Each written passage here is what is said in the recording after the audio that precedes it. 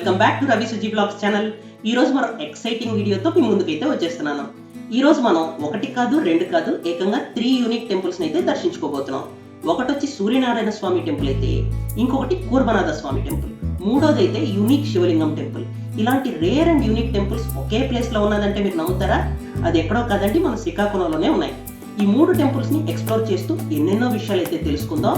మా ఛానల్ కి కొత్త వారు ఎవరైనా వచ్చి చూస్తున్నట్టయితే please like, share and subscribe Ravi Suji blogs channel. ఇప్పుడైతే మనం వీడియోలోకి వెళ్ళిపోతాం. మీరైతే వీడియో చివరి వరకు చూసేయండి. నేను నా జర్నీ వచ్చేసి చెన్నై నుంచి స్టార్ట్ చేశాను. నేను ఇక్కడే వర్క్ చేస్తుంటాను కాబట్టి నాకు చెన్నై నుంచి శ్రీకాకుళం వరకు డైరెక్ట్ ట్రైన్ అయితే రిజర్వేషన్ దొరకలేదు. అందుకే చెన్నై దగ్గరున్న పెరంబూర్ రైల్వే స్టేషన్ నుంచి విజయవాడ వరకు గువాహతి ఎక్స్ప్రెస్లో వెళ్ళి విజయవాడ నుంచి నహర్లగున్ స్పెషల్ ట్రైన్లో శ్రీకాకుళం రోడ్ అయితే చేరుకుంటాను. కాకపోతే ఫుల్ డే జర్నీ ఇది. మీరు ఇలా అయితే అస్సలు రావద్దు, టైర్డ్ అయిపోతారు. చూస్తున్నారు కదా, ఇప్పుడైతే మనం కృష్ణా రివర్ దగ్గర ఉన్నాం. ఇప్పుడు టైం అయితే అరౌండ్ 12:40 PM అవుతుంది. అలా బ్రిడ్జ్ మీద ట్రైన్లో వెళ్తుంటే చూడడానికి చాలా బాగుంది కదా. ఇంకాసేపట్లో మనం విజయవాడ అయితే చేరుకుంటాం.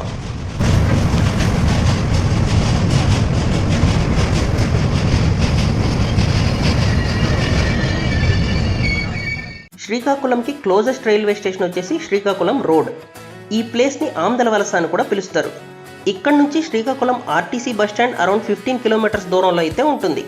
మీకు చెన్నై, హైదరాబాద్, బెంగళూరు అన్ని మేజర్ సిటీస్ నుంచి డైరెక్ట్గా శ్రీకాకుళం వెళ్ళడానికి ట్రైన్స్ అయితే అవైలబుల్గా ఉంటాయి. ఒరిస్సా వైపు వెళ్ళే ట్రైన్స్ అన్నీ ఈ రైల్వే స్టేషన్లో మోస్ట్లీ ఆగుతాయి. ట్రైన్ జర్నీ చాలా లాంగ్గా ఉంటుంది కాబట్టి mostly prefer night journeys. AC coach book చేసుకుంటే ఇంకా మంచిది. ఇప్పుడైతే ప్రజెంట్ మనం విజయవాడ రైల్వే స్టేషన్ చేరుకున్నాం.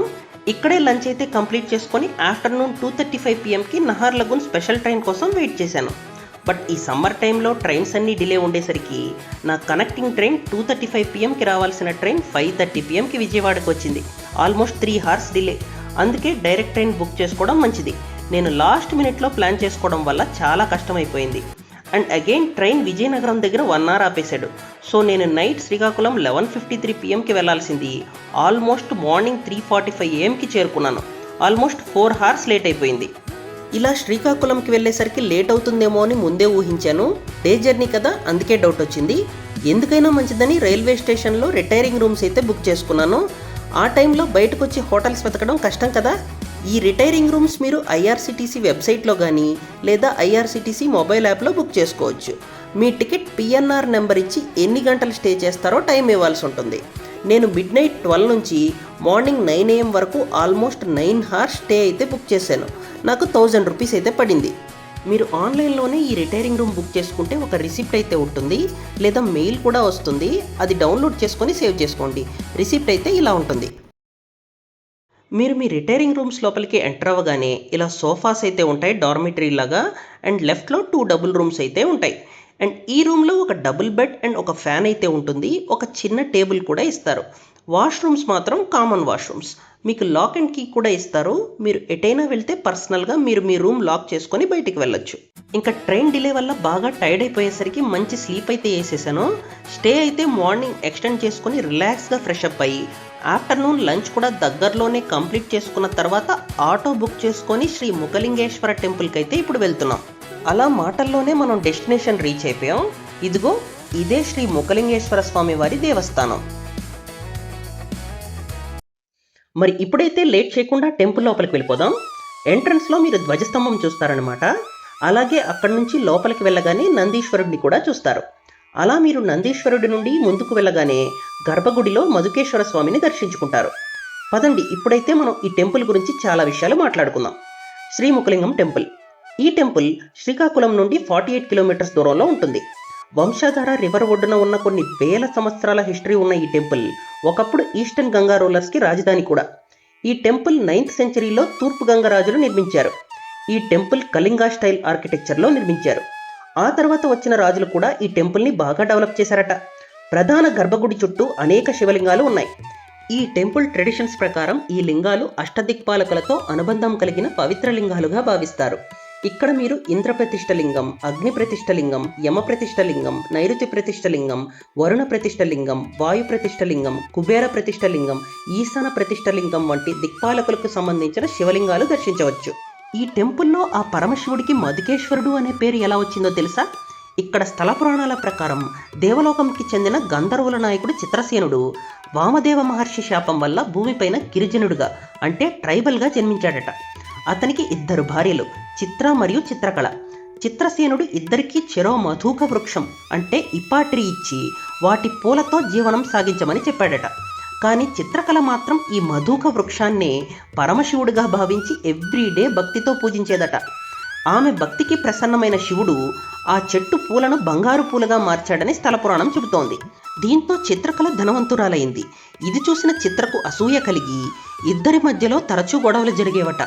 అప్పుడు ఈ గొడవలకు కారణం ఈ చెట్టేనని భావించిన చిత్రసేనుడు కోపంతో ఆ మధుక వృక్షాన్ని ఒక గొడ్డలతో నరకడానికి ట్రై చేశాడట.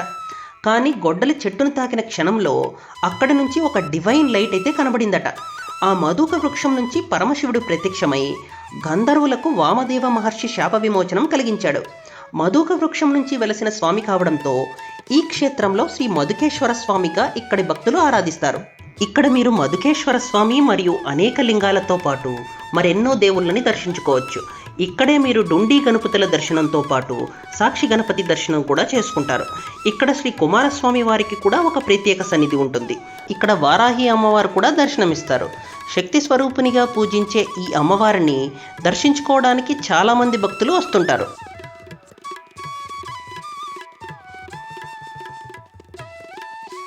ఈ టెంపుల్లో గర్భగుడి వెనక ఒక పెద్ద గోళం ఉంటుంది. ఇక్కడ ఆ గోళంకి పెద్ద కథే ఉంది. అందులో భక్తులు తమ నమ్మకాన్ని బట్టి విశేషమైన వస్తువులను కూడా సమర్పిస్తారు. మరి ఆ గోళంకి వెనకున్న కథ కూడా తెలుసుకోవాలనుకుంటే చెప్పండి, ఒక షార్ట్ వీడియో అయితే సపరేట్గా చేస్తాను. సో ఇంతటితో మనం శ్రీ ముఖలింగం కంప్లీట్ చేసేసామని అనుకుంటున్నారా? ఖచ్చితంగా కాదు. ఇక్కడ శ్రీ మధుకేశ్వర స్వామితో పాటు ఈ టెంపుల్కి కొంచెం దూరంలో శ్రీ సోమేశ్వర స్వామి ఆలయం మరియు శ్రీ భీమేశ్వర స్వామి ఆలయం కూడా ఉన్నాయి. ఈ 3 టెంపుల్స్ కలిసే ముఖలింగం టెంపుల్కి ఒక స్పెషల్ ఐడెంటిటీని తీసుకొచ్చాయి. ఇప్పుడు ఈ టెంపుల్ దర్శనం అయితే కంప్లీట్ చేసుకున్నాం. మరి మిగతా 2 టెంపుల్స్ని కూడా దర్శించుకుందామా? పదండి నెక్స్ట్ టెంపుల్కి వెళ్ళిపోదాం. ఇప్పుడైతే మీరు శ్రీముఖలింగం మెయిన్ టెంపుల్ నుంచి బయటికి వచ్చి కొంచెం ముందుకు నడవగానే లెఫ్ట్ తీసుకుంటే శ్రీ భీమేశ్వర స్వామి ఆలయానికి అయితే చేరుకుంటారు. ఇక్కడ కూడా సేమ్ మెయిన్ టెంపుల్ లాగానే ఆర్కిటెక్చర్ ఉంటుంది. అలానే ఇక్కడ కూడా టెంపుల్ బయట గోడలకి శిల్పాలను చెక్కి ఉండడం మీరు గమనించవచ్చు. ఇప్పుడైతే శ్రీ భీమేశ్వర స్వామి దర్శనం పూర్తి చేసుకుని నెక్స్ట్ టెంపుల్కి అయితే వెళ్ళిపోదాం.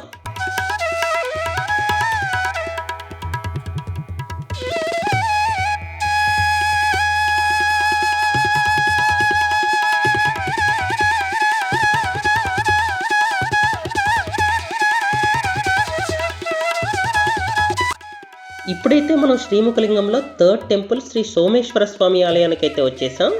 ఈ టెంపుల్ కొంచెం ఎంట్రన్స్లో ఉంటుంది. ఇక్కడ నుంచి మిగతా 2 టెంపుల్స్ కొంచెం దూరం.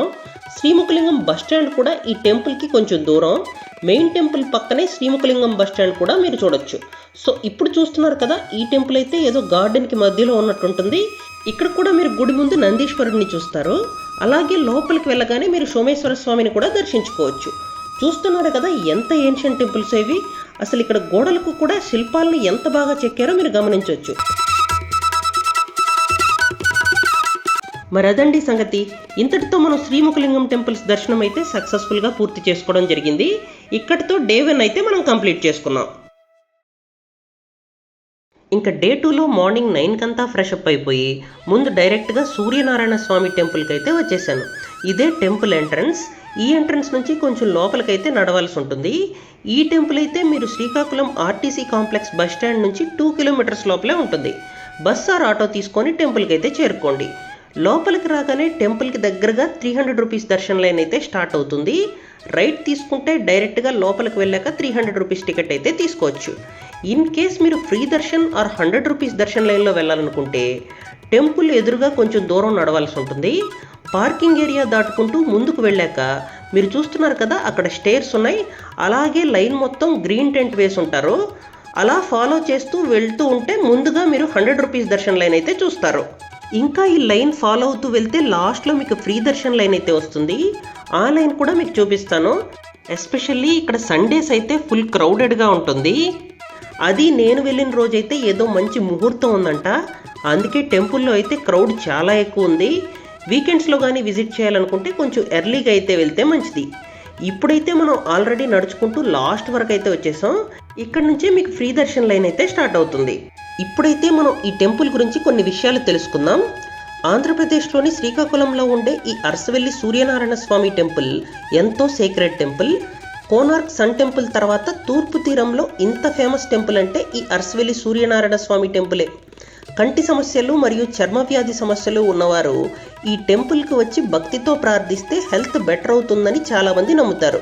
అందుకే సూర్యుడిని ఆరోగ్యాన్ని ప్రసాదించే దేవుడిగా పూజిస్తారు. ఈ టెంపుల్కి ఒక పెద్ద స్టోరీ అయితే ఉంది.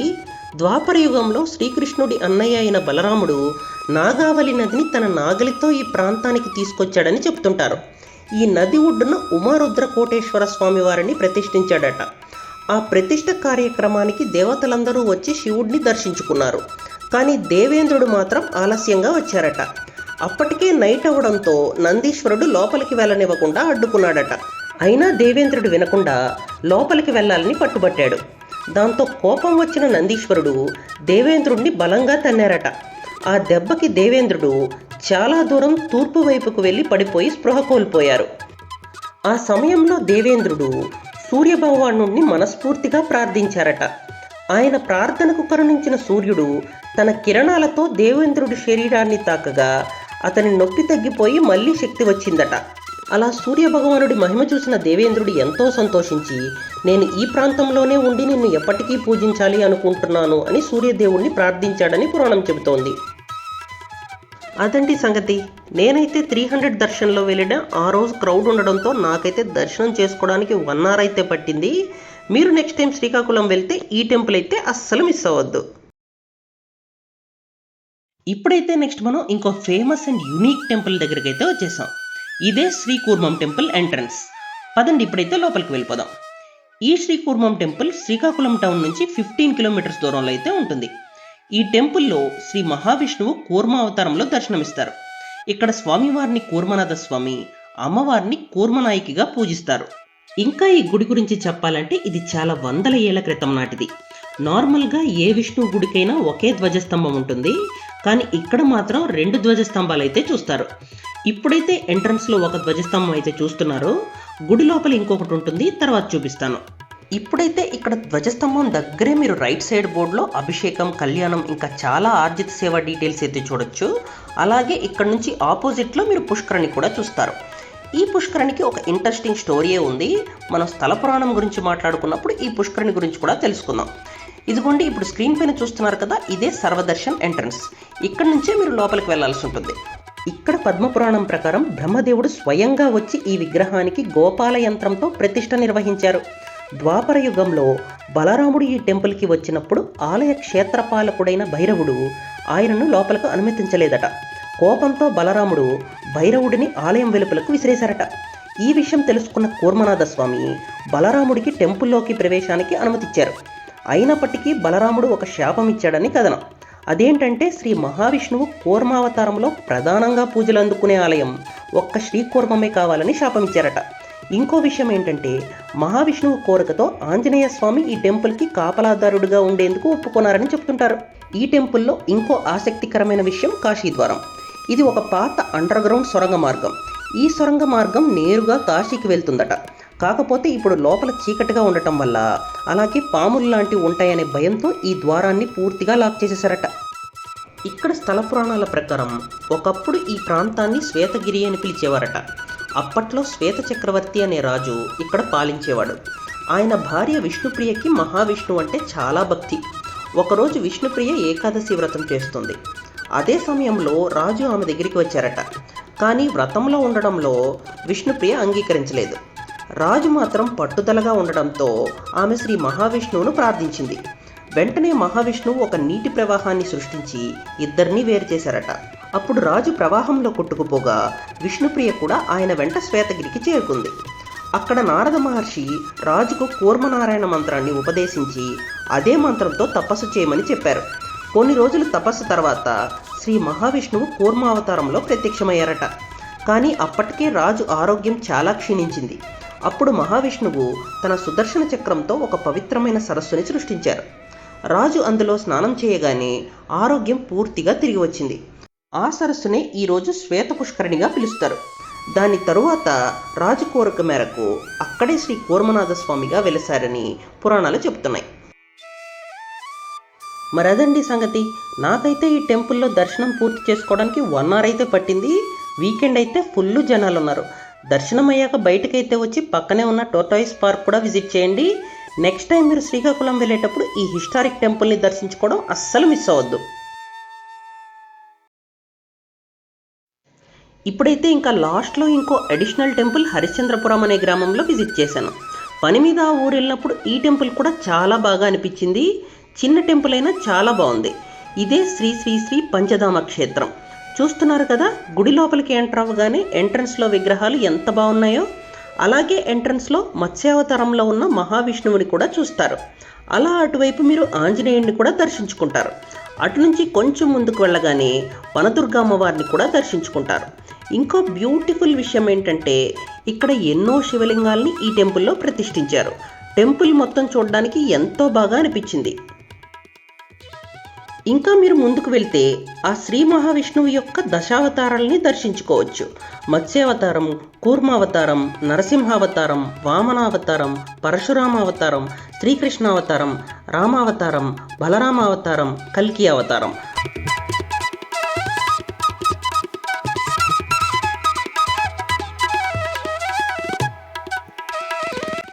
ఇంకా గుడి లోపలికి వెళుతూ మీరు ఎన్నో దేవుళ్ళని దేవతలని దర్శించుకుంటూ గోపురం వరకు చేరుకుంటారు. ఇంకా లోపలికి వెళితే కోటిలింగాల క్షేత్రంలా ఎన్నెన్నో శివలింగాలు ఒకే చోట దర్శించుకునే అద్భుతమైన అవకాశం. సాయంత్రం వేళ ఈ టెంపుల్ని దర్శించుకుంటున్నప్పుడు ఎంతో ప్రశాంతత అయితే కలిగింది.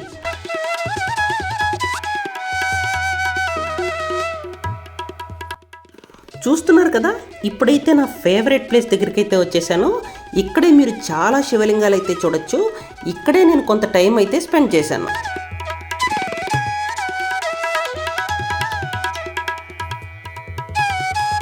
మరి అదండి సంగతి. ఇంతటితో ఈ డివోషనల్ శ్రీకాకుళం ట్రిప్ అయితే సక్సెస్ఫుల్గా కంప్లీట్ చేసుకున్నాను. ఈ ట్రిప్లో ఇక్కడున్న కల్చర్ని ఎక్స్పీరియన్స్ చేసి మీ వరకు తీసుకురావడం ఎంతో హ్యాపీగా అనిపించింది. నాకైతే ఈ ట్రిప్ చాలా ప్లెజెంట్గా అనిపించింది. ఎన్నో విషయాలు అయితే తెలుసుకున్నాను. మీకు కూడా ఈ వీడియో నచ్చుతుందని అనుకుంటున్నాను. ఇన్ కేస్ మీకు మా వీడియో నచ్చినట్టయితే please like, share and subscribe Ravi Suji blogs channel. Press bell icon for instant notifications.